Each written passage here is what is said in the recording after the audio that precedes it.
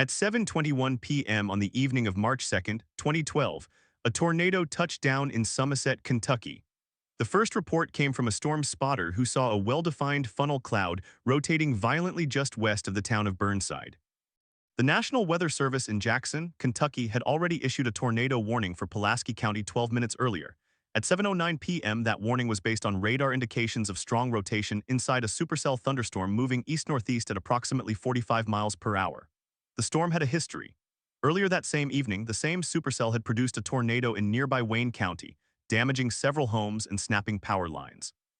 Now it was approaching Somerset, a city of about 11,000 people, and it was not slowing down.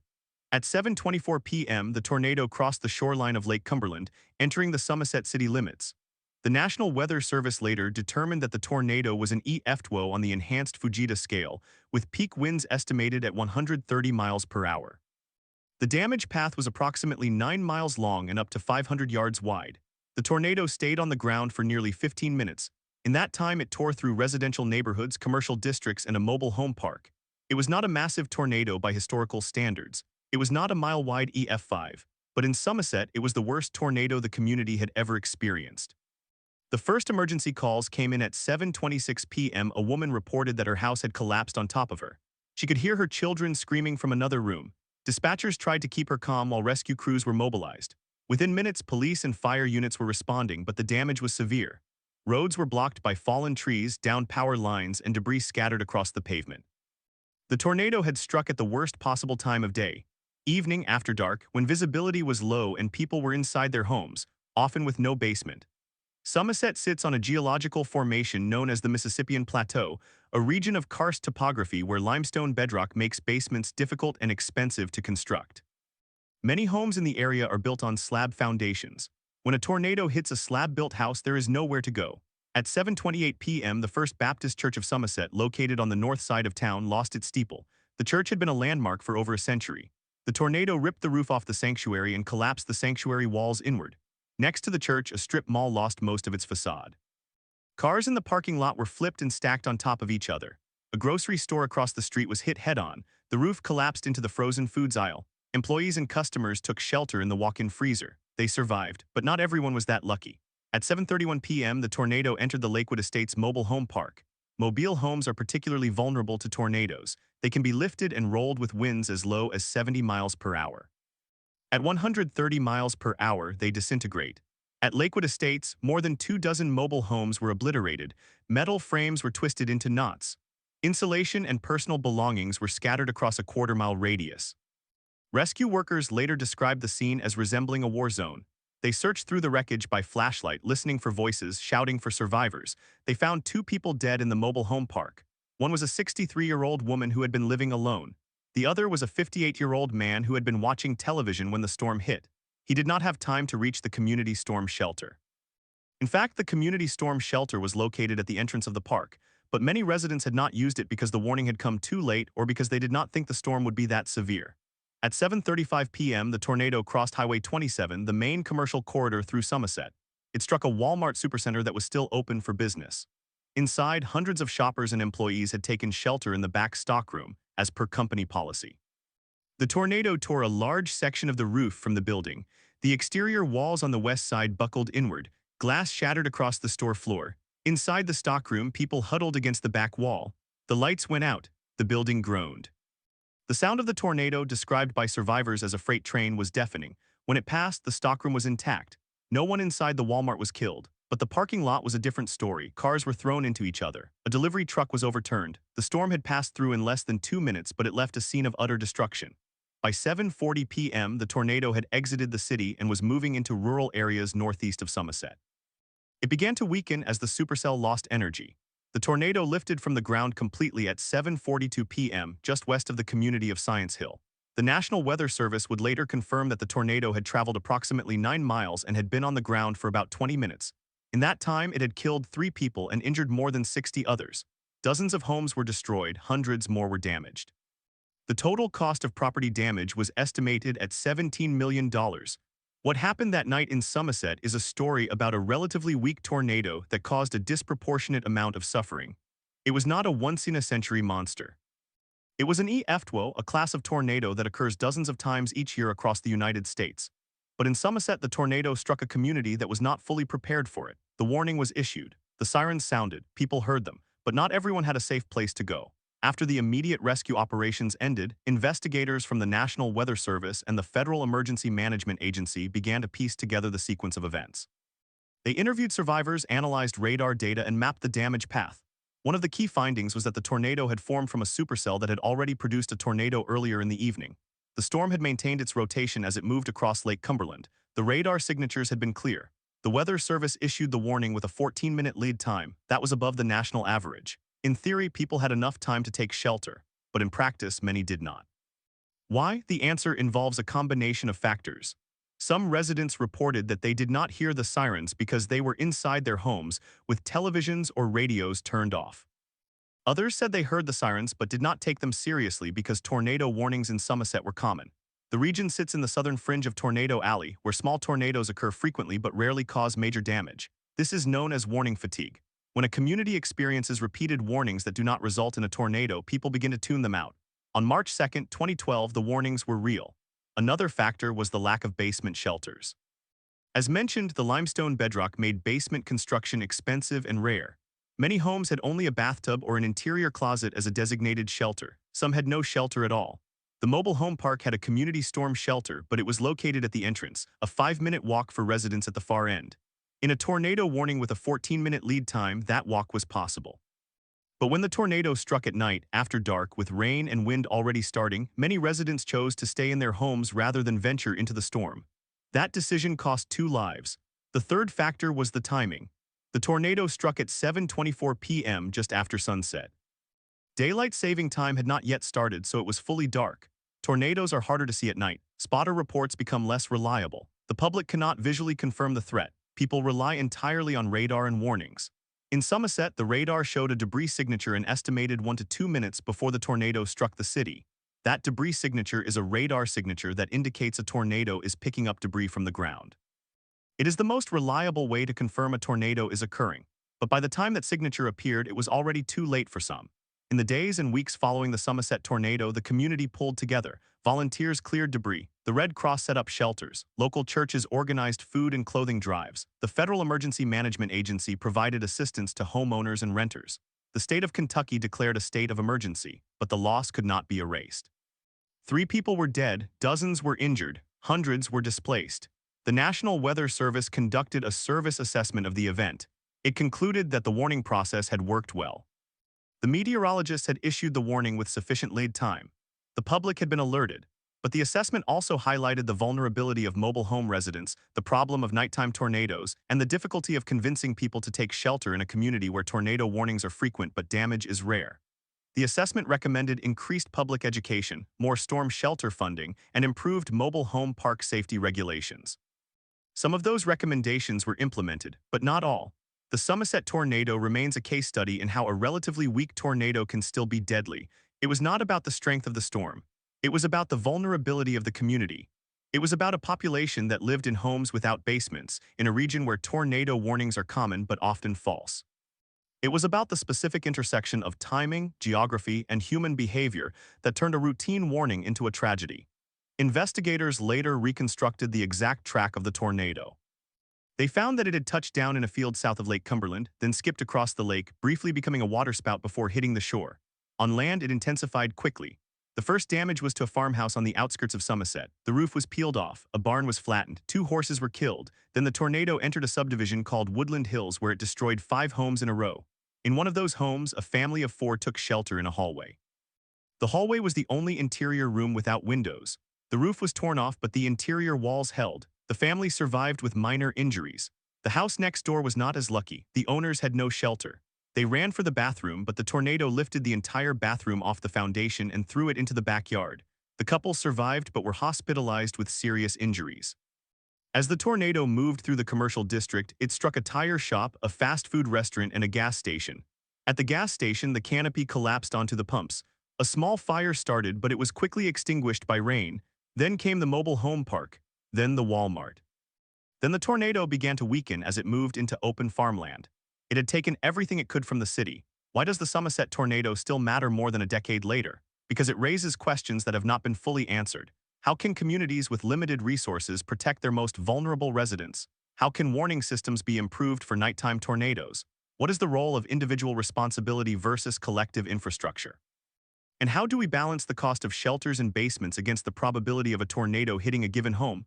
The answers are not simple. Building a basement in karst terrain can cost tens of thousands of dollars. A community storm shelter can cost hundreds of thousands. In a small city like Somerset, those funds are not always available. Federal programs exist, but they are often competitive and slow. Meanwhile, the climate is changing. Tornado patterns are shifting eastward into areas that are less prepared. Somerset was a warning in itself. 3 people died on the evening of March 2, 2012. Their names were Robert and Diane Fogel, a married couple in their late 50s who lived in the Lakewood Estates mobile home park, and Mary Catherine Turner, a 63-year-old widow who lived nearby. Their deaths were not caused by a catastrophic storm. They were caused by a moderate tornado that happened to hit the wrong places at the wrong time. That is the story of the Somerset tornado. A story about vulnerability, warning fatigue, and the fine line between preparedness and tragedy. In the aftermath, the city of Somerset installed a new outdoor siren system, funded in part by state grants.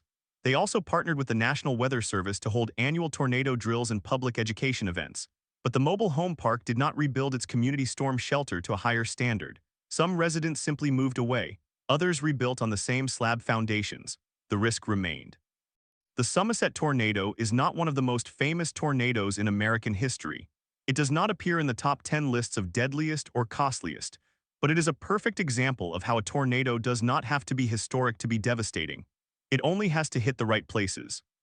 And in 2012, it hit Somerset exactly right for disaster. But to understand why Somerset was so vulnerable, we need to look beyond the storm itself. The factors that turned a moderate tornado into a deadly one were years in the making. They were rooted in geology, economics, warning culture, and housing policy. The tornado was only the trigger. The limestone bedrock that made basements impractical also made storm shelters expensive. A standard underground shelter requires excavation through rock, often blasting. In Somerset, the cost of a single-family storm shelter could exceed $10,000. For many families living paycheck to paycheck, that was simply not possible. Federal programs offered grants, but the process was slow and competitive. By the time funding arrived, the storm had already passed. Mobile home parks are particularly vulnerable. The structures themselves are not anchored to the ground in the same way as site-built homes. They can be lifted and destroyed by winds as low as 60 miles per hour, well below the EF1 threshold. In Somerset, the Lakewood Estates mobile home park had a community shelter, but it was located at the entrance, not centrally placed. During the warning, many residents could not reach it in time. Others chose not to go because they did not believe the threat was real. Warning fatigue is a documented phenomenon in many parts of the central and southern United States. In Somerset, tornado warnings were issued multiple times each spring, sometimes several times a week. Most of these warnings did not result in a tornado. Over time, residents learned to ignore them. That is not irrational. It is a natural response to a high false alarm rate. The National Weather Service had worked to reduce false alarms, but in 2012, the average false alarm rate for tornado warnings was still around 70%. In Somerset, it was higher. So when the warning came on the evening of March 2nd, many people did not move. The timing made it worse. The tornado struck at night, when tornadoes are hardest to see and hardest to confirm. Spotter networks are less effective after dark. Radar can show rotation, but it cannot show a tornado on the ground until a debris signature appears. In Somerset, that debris signature appeared only 1 to 2 minutes before the tornado hit the city. By then, it was too late for those who had not already taken shelter. But there is a deeper layer to this story. The tornado did not simply strike a vulnerable community. It struck a community that had been shaped by decades of economic decline. Somerset was a small manufacturing and tourism center, but its economic base had eroded. The population was aging. Many residents lived on fixed incomes. Mobile home parks offered affordable housing, but they also concentrated poverty and vulnerability. When the tornado came, the losses fell disproportionately on those who could least afford them. The deaths of Robert and Diane Fogel and Mary Catherine Turner were not random. They were predictable given the conditions. After the storm, the National Weather Service conducted a service assessment, as it does for every significant tornado. The report concluded that the warning process was sound, but it identified 3 critical vulnerabilities: mobile home residents, nighttime tornadoes, and warning fatigue. It recommended increased public education, more funding for storm shelters, and stronger regulations for mobile home parks. Some of those recommendations were adopted, but not all. One of the most significant changes came from the National Weather Service itself. After the Somerset tornado, the agency began experimenting with a new type of warning called a tornado emergency. This was a higher level of alert used only when a confirmed tornado is expected to cause severe damage and loss of life. In Somerset, the tornado did not qualify for a tornado emergency because it was only an EF1. But the concept spread. Other offices began using tornado emergencies for lower-strength tornadoes that threatened vulnerable populations. The idea was to break through warning fatigue by using stronger language. The state of Kentucky also took action. In 2013, the Kentucky Emergency Management Agency launched a statewide campaign called Turn Around, Don Frayne, targeting mobile home park residents. The campaign emphasized that leaving a mobile home for a safer structure, even a ditch, was better than staying inside. But the program faced challenges. Not everyone had a car. Not everyone could walk to a shelter, and some refused to leave their possessions. On a federal level, the National Oceanic and Atmospheric Administration, NOAA, allocated additional funding for community storm shelters in vulnerable areas. Somerset applied for a grant to build a new shelter near the mobile home park. The grant was approved in 2014, but construction did not begin until 2015. The new shelter was completed in 2016, 4 years after the tornado. It was built from reinforced concrete and could hold 200 people. It was located a 2-minute walk from the mobile home park entrance. But by then, many of the original residents had moved away. The park had new tenants and the shelter was underutilized. The geology that made basements rare continues to affect the region. Even today, fewer than 10% of homes in Pulaski County have basements or storm shelters. The cost remains prohibitive. A community storm shelter costs between $100,000 and $500,000 to build, depending on size and location. For a small city like Somerset, that is a significant expense. The city has continued to apply for state and federal grants, but competition is high. As of 2023, only 3 community shelters existed in the county, serving a population of over 60,000 people. The Somerset tornado also raised questions about building codes. Kentucky does not have a statewide building code for residential structures. Local governments can adopt codes, but many choose not to. In Somerset, the building code in 2012 was minimal. New homes were not required to have safe rooms or reinforced wind-resistant construction. After the tornado, the City Council considered adopting an enhanced code that required storm shelters in all new homes. The proposal was defeated after opposition from homebuilders and real estate agents who argued it would raise costs and slow development. To this day, no such requirement exists. The human consequences of the tornado extended beyond the 3 deaths. Dozens of people were injured, some permanently. One survivor, a woman named Brenda, lost her husband in the mobile home park. She was pulled from the rubble alive but suffered a broken back. She spent months in rehabilitation. Her home was destroyed. She had no insurance. She moved in with her daughter and never returned to Somerset. Another survivor, a man named James, was at the Walmart when the tornado struck. He was thrown into a shelf and suffered a traumatic brain injury. He could not work for 2 years. His family lost their home to foreclosure. The tornado did not just destroy buildings, it destroyed lives, and the recovery was slow. The economic impact was also severe. The tornado caused an estimated $15 million in damage. That figure does not include lost wages, medical bills, or long-term mental health costs. For a small city like Somerset, $15 million was a significant blow. The local economy, already struggling, took years to recover. Several businesses never reopened. The gas station where the canopy collapsed was abandoned. The tire shop was rebuilt, but the owner later sold it. The Walmart reopened after repairs, but it lost customers to a new supercenter built on the other side of town. In the years that followed, the National Weather Service office in Jackson, Kentucky, which issued the warning for Somerset, conducted a detailed study of the event. They analyzed radar data, ground surveys, and witness reports. They found that the tornado had a path length of 13 miles and a maximum width of 300 yards. It was on the ground for approximately 20 minutes. The damage was consistent with winds of 90 to 100 miles per hour. But they also noted something unusual.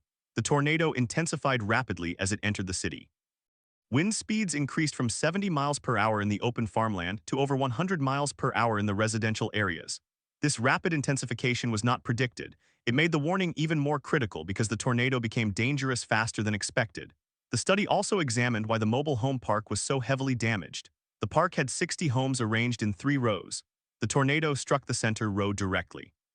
Of the 20 homes in that row, 18 were completely destroyed. The other 2 were shifted off their foundations.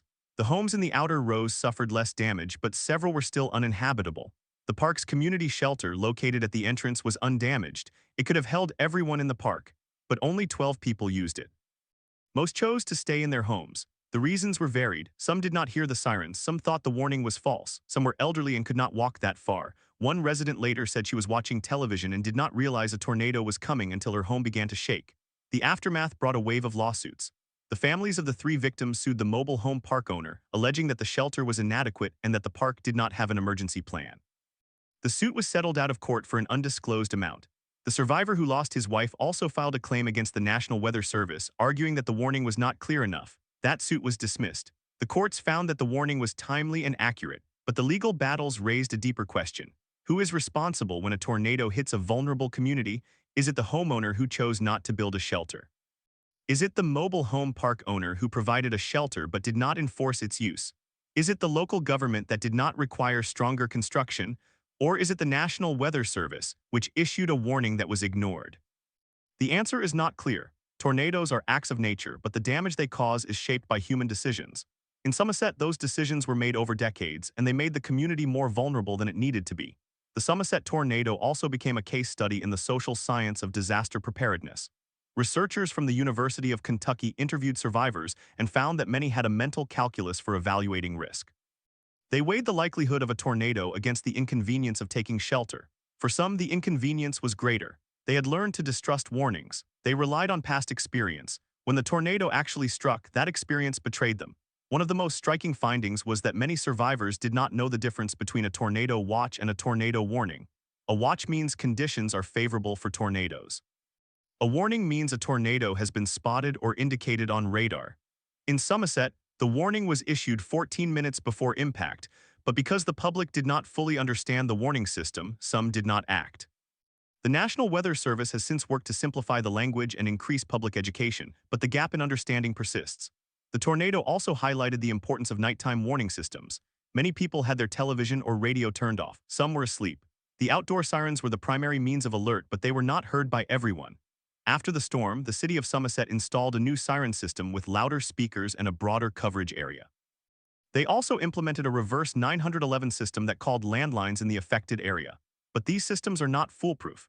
They do not reach cell phones unless the user has enabled emergency alerts, and many people have disabled those alerts because they find them annoying. In the decade since the tornado, the larger context has shifted. Tornado climatology is changing. Research shows that Tornado Alley is moving eastward into the Midwest and the Southeast. States like Kentucky, Tennessee, and Alabama are seeing more tornadoes, and these tornadoes are occurring later in the day and at night. This shifts the risk to vulnerable populations in the region, many of whom live in mobile homes or poorly constructed houses. The Somerset tornado was an early warning of this shift. It was not the first and it will not be the last. The event also influenced the National Weather Service's approach to warning communication. After Somerset, the agency began developing impact-based warnings. These warnings include specific threat descriptions, such as damage to mobile homes or roofs being torn off. The goal is to convey the severity of the threat, not just the existence of rotation. The warnings also include a call to action, such as take shelter now or leave mobile homes immediately.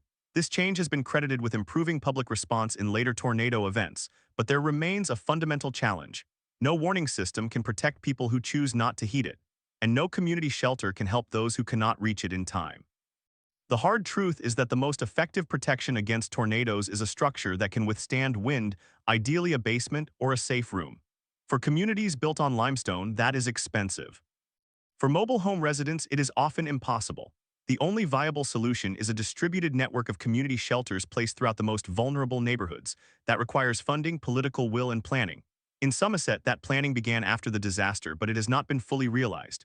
The three people who died in the Somerset tornado were not the victims of a monster storm. They were the victims of a system that was not designed to protect them.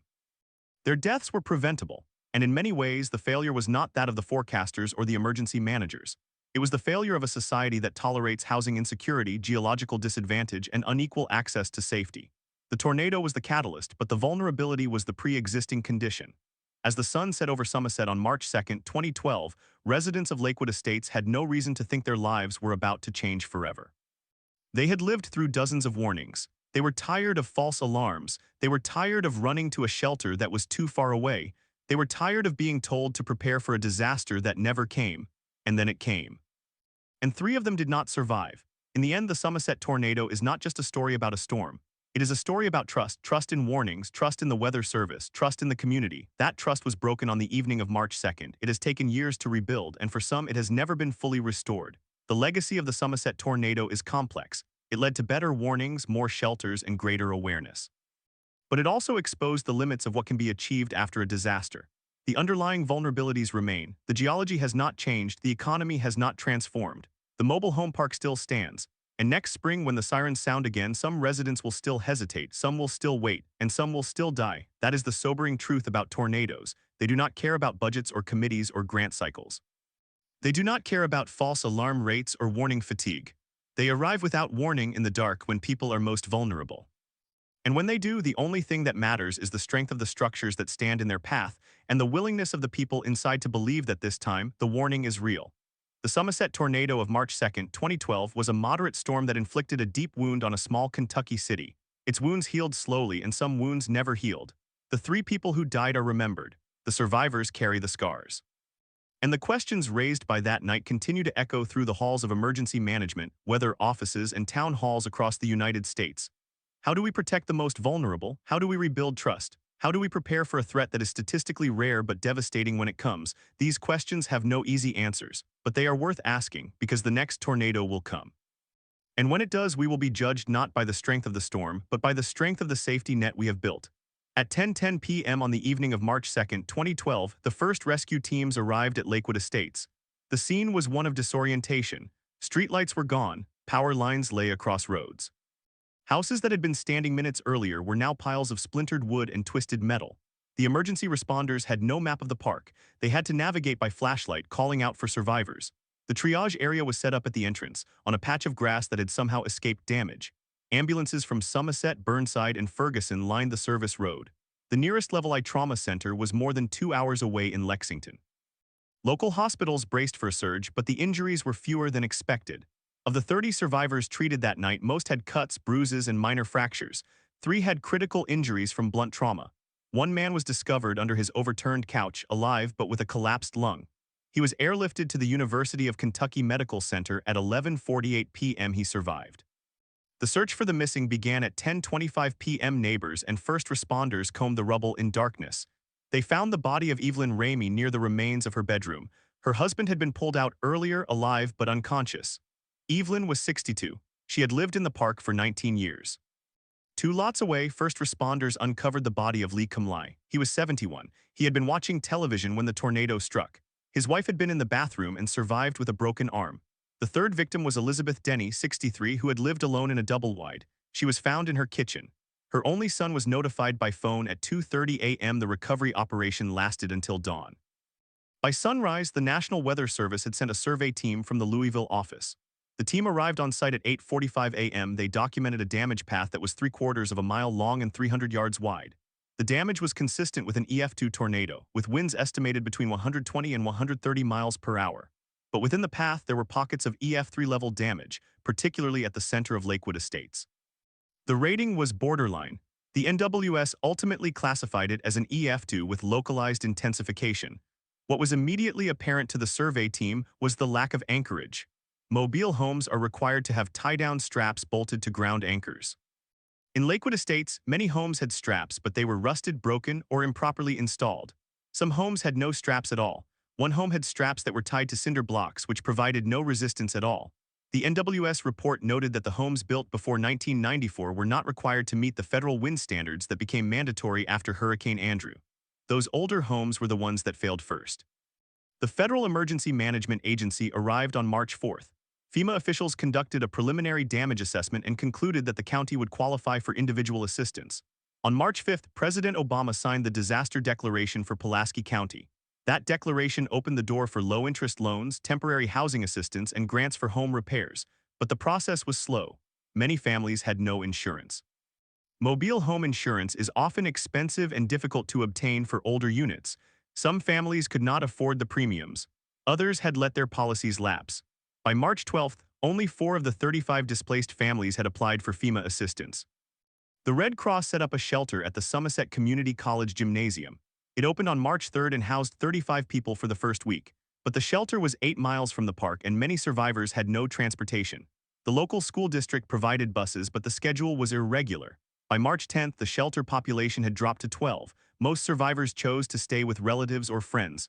A few slept in their cars. The question of the community shelter became a central focus in the weeks after the storm. The shelter at Lakewood Estates measured 8 by 10 feet. It had no ventilation, no lights, no bench. It was designed for 8 people. On March 2nd, it held more than 20. Survivors described the conditions as suffocating. They could hear the tornado pass overhead and they could hear the homes outside being torn apart. One survivor, a woman named Gloria, later told a researcher that she had stopped going to the shelter after a previous storm because she felt she was safer inside her home. She was found dead in her living room. The city council held a special meeting on March 13th. The agenda included discussion of shelter ordinances. The meeting was packed with residents, many of whom demanded better protection. The council voted to allocate $50,000 for a new, larger community shelter at Lakewood Estates, but the timeline was vague. The shelter was not built until 2014. By then, the survivors had scattered. The legal fallout took longer. In April 2012, a class action lawsuit was filed against the owner of Lakewood Estates, a limited liability company based in Somerset. The lawsuit alleged that the shelter was inadequate and that the park owner had not maintained the tie-downs. The case dragged on for 3 years. In 2015, the court ruled in favor of the park owner, citing Kentucky's liability laws, which generally protect property owners from claims arising from natural disasters. The decision was appealed, but the appeal was dismissed. The families received no compensation. In parallel, the National Transportation Safety Board had no jurisdiction over tornadoes, but the National Weather Service conducted its own internal review. The review found that the warning process had been correct. The warning was issued 14 minutes before impact. The lead time was above average for a tornado of this type. But the review also noted that the warning was not received by many residents because their power was out or their cell phones were silenced. The NWS recommended improvements to the emergency alert system and asked local broadcasters to ensure that tornado warnings overrode programming even during the night. The broader lesson from Somerset was about the disconnect between warning systems and human behavior.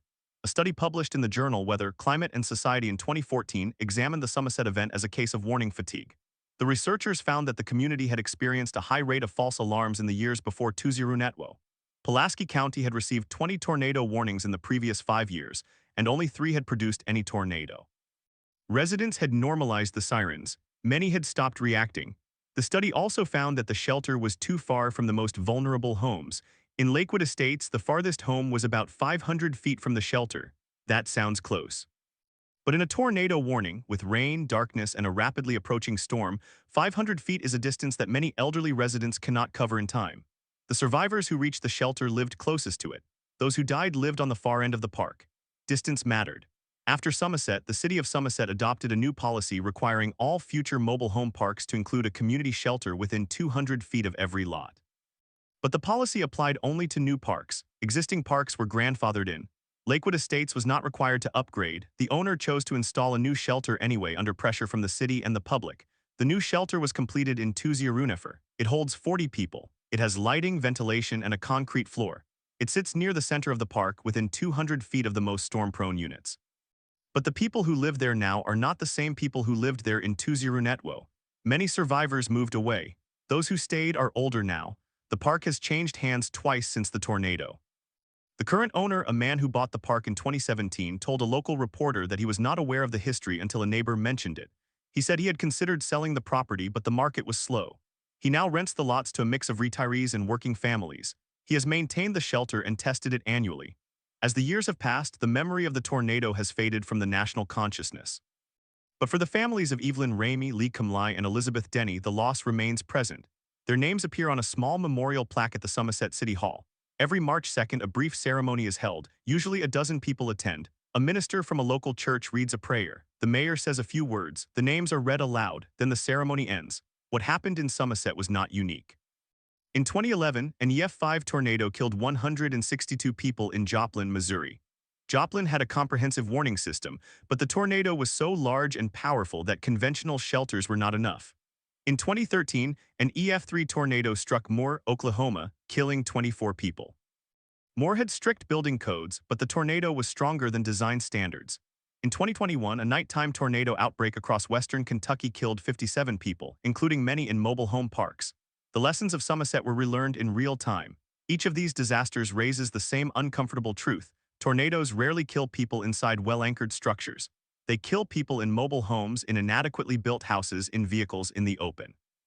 The risk is not evenly distributed. It is concentrated in the poorest communities, in the oldest homes, in the most vulnerable populations. And the solutions are expensive.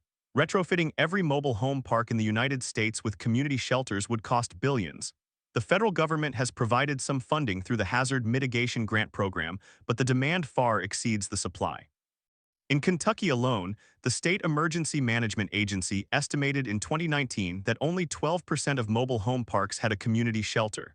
The Somerset tornado is remembered as a moderate storm that killed 3 people, but the number could have been higher.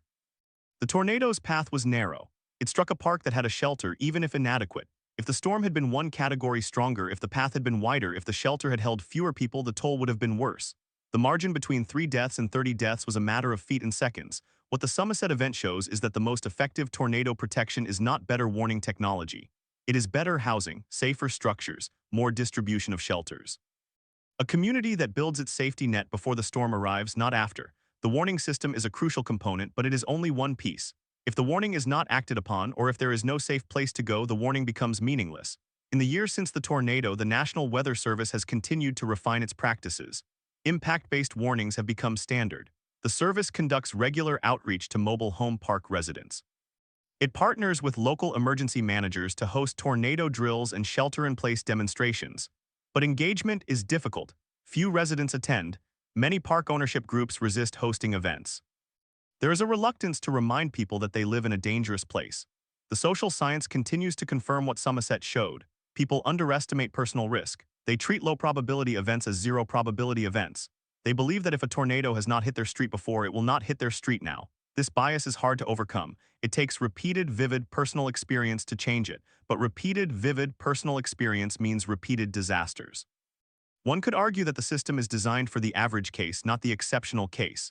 The average tornado kills few people. The warning system usually works. Most people who hear a siren take shelter, but not all. The system can tolerate a certain failure rate, but for the people who fall into that failure rate, the system has failed completely. And those people are not random. They are the elderly, the poor, the disabled, the renter, the mobile home dweller.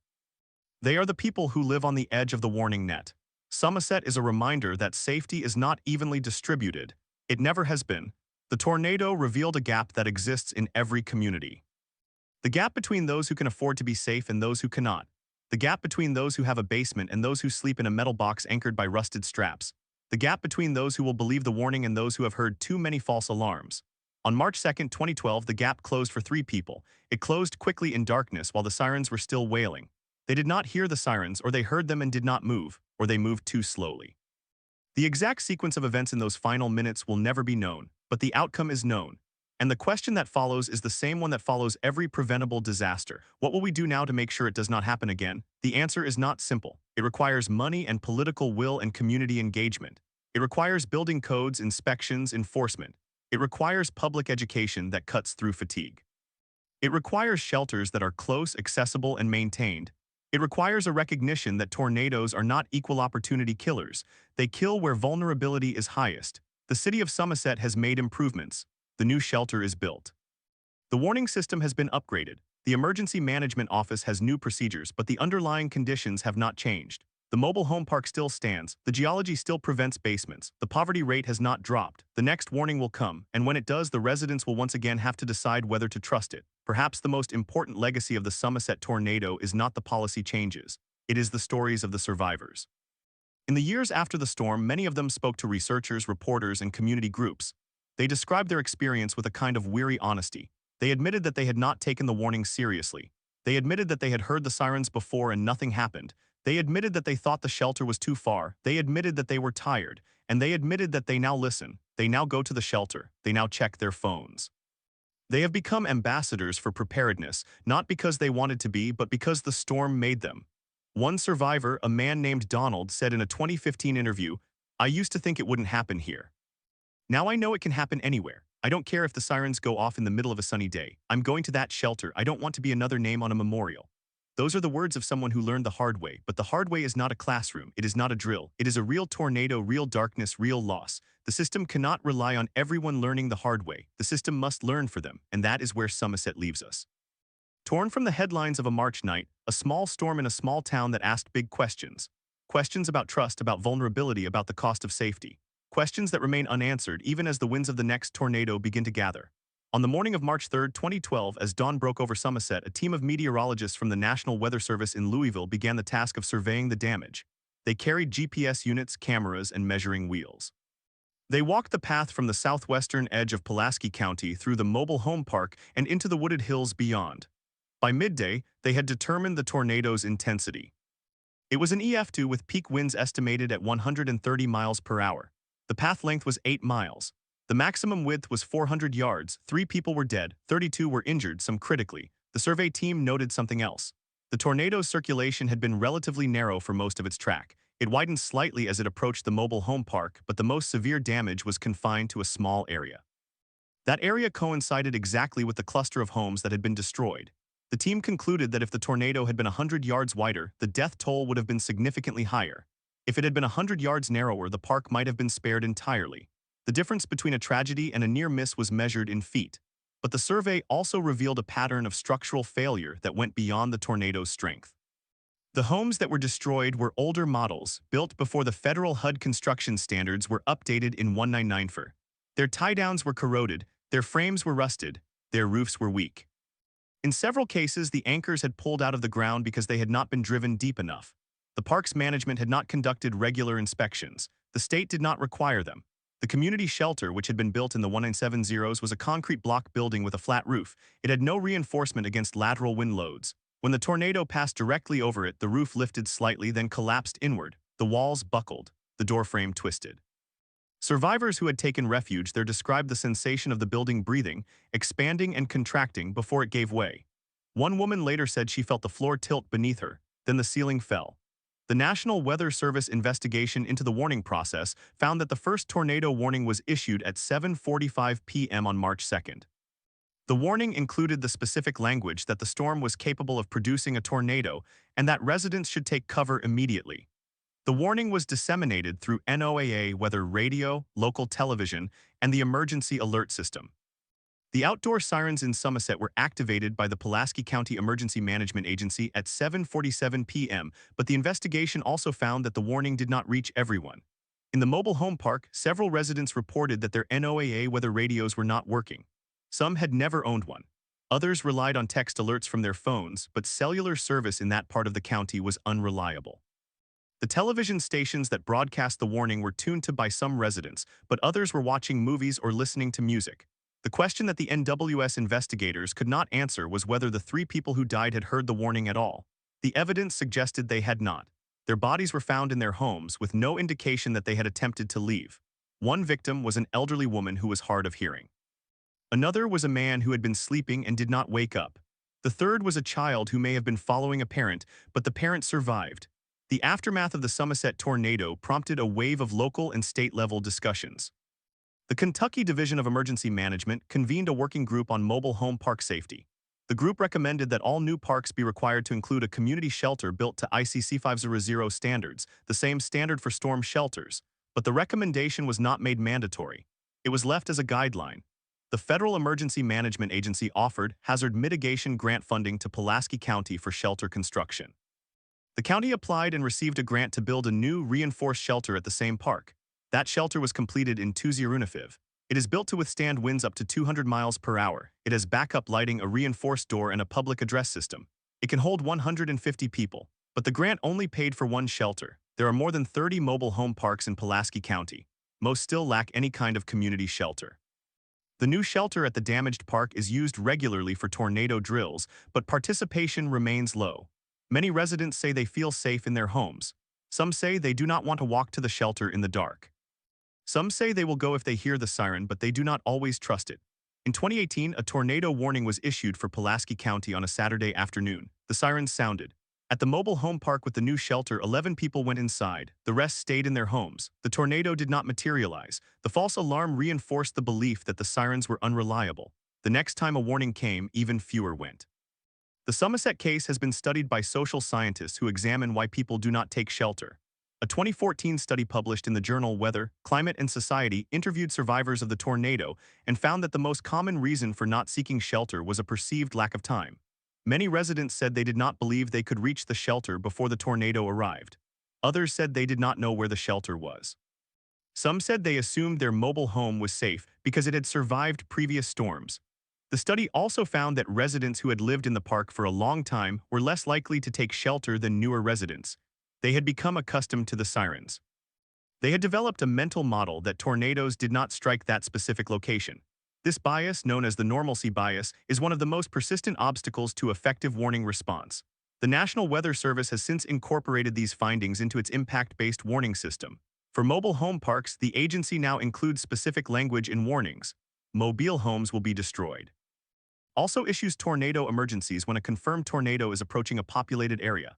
But even with these changes, the fundamental challenge remains. A tornado warning is only as effective as the shelter available to those who hear it. Without a safe place to go, the warning becomes a source of anxiety, not a call to action. And for the most vulnerable populations, the ones who live in the most fragile structures, the warning is often the difference between knowing you're going to die and not knowing. The Somerset tornado is not a story of a catastrophic failure. It is a story of a small disaster that revealed a large flaw. The flaw is not in the warning system.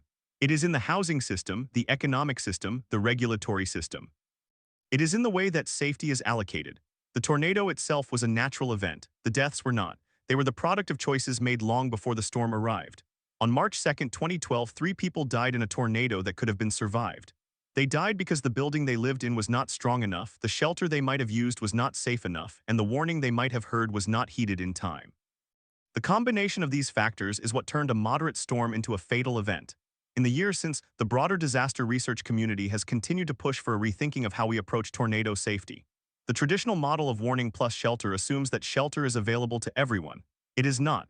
The reality is that the people who need shelter the most are the least likely to have access to it, and the people who have access to it often do not use it. The question that remains, a decade and more after the Somerset tornado, is whether the system can adapt, whether the gap between the warning and the shelter can be closed, whether the lessons of a small storm in a small Kentucky town will translate into lasting change. The winds of the next tornado are already gathering. They always are. The question is whether we will be ready.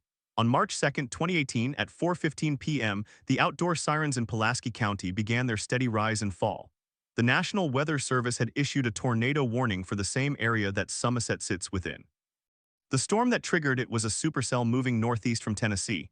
It had not yet produced a tornado, but rotation was detected on radar. The warning advised residents to take cover immediately. At the mobile home park where 3 people had died 6 years earlier, the new community shelter was open. Its reinforced concrete walls were ready. Its backup lights were charged. Its door stood unlocked. But as the siren sound faded into the ambient noise of the afternoon, only 11 people walked to the shelter. The rest stayed inside their homes. Some watched through windows. Others did not glance up from their televisions. The storm passed without producing a tornado. No damage, no injuries. The false alarm was recorded in the county emergency management logs as a routine event. But to the residents who had not taken shelter, it was confirmation of what they already believed, that the warnings were overblown, that the shelter was unnecessary, that the risk was exaggerated. That belief carried consequences. The next time a tornado warning was issued for that park, on May 22, 2019 at 9:08 p.m., fewer than 6 people went to the shelter. The storm that night did produce a tornado. It was an EF1 with winds estimated at 110 miles per hour. It touched down just west of the park and traveled northeast for 4 miles, crossing Interstate 75. It damaged several homes, overturned a tractor-trailer, and uprooted dozens of trees. At the mobile home park, 2 skirting boards were torn loose. 1 carport collapsed. No one was killed, but the pattern was clear. The behavior that social scientists had documented in the 2014 study was repeating itself. The residents who had been through the 2012 tornado were more likely to take shelter than those who had moved in afterward. But even among the survivors, the memory was fading. One woman who had lost her neighbor in 2012 told an interviewer in 2020 that she did not go to the shelter anymore because it felt like a waste of time. She said the sirens went off so many times that she had learned to ignore them. She said the only way she would go is if she saw the tornado coming with her own eyes. That is the crux of the problem that Somerset exposed. By the time a person can see a tornado with their own eyes, it is often too late to reach a shelter. The warning system is designed to give people time, but time means nothing without a safe place to spend it, and the safe place only works if people are willing to walk to it. In 2020, the Kentucky Division of Emergency Management released a follow-up report on mobile home park tornado safety. It found that of the 312 mobile home parks in the state, only 42 had a community shelter built to the ICC 500 standard. The rest relied on residents seeking shelter in their own homes or driving to a nearby building. The report noted that driving during a tornado warning is dangerous. It concluded that the current approach was insufficient. It recommended that the state legislature require all new mobile home parks to include a shelter. The legislature did not act on the recommendation. In 2021, a study funded by the National Oceanic and Atmospheric Administration examined the economic barriers to shelter construction. It found that a single shelter built to ICC 500 standard cost, on average, $125,000. For a small mobile home park with 30 units, that cost was prohibitive. The owners often could not afford it. The residents could not pay rent increases to cover it. The federal grant programs existed but were competitive and limited. The study concluded that without a mandate or substantial public investment, the gap in shelter access would persist indefinitely. The Somerset tornado is taught in emergency management courses across the country as a case study in vulnerability. It is not taught because of the number of deaths. It is taught because the deaths were preventable. The warning was accurate, the sirens worked, the storm was not exceptional, the failure was not in the weather prediction. It was in the built environment and the human response. The 3 people who died on March 2, 2012 were not outliers, they were representatives of a larger population. Elderly living alone, hard of hearing, without reliable communication in a structure not built to withstand the storm. The child who died was the youngest. The mother who survived lived with the knowledge that her son had followed her, but she did not know he was behind her. She told investigators that she thought he was in the bathroom. He was not. The aftermath of the Somerset tornado did produce some change. The park where the deaths occurred now has a shelter, but change is slow. The next tornado that strikes a mobile home park in Kentucky will bring its own questions. How many heard the warning? How many had a shelter? How many chose not to use it? The answers will depend on decisions made now in the quiet years between storms.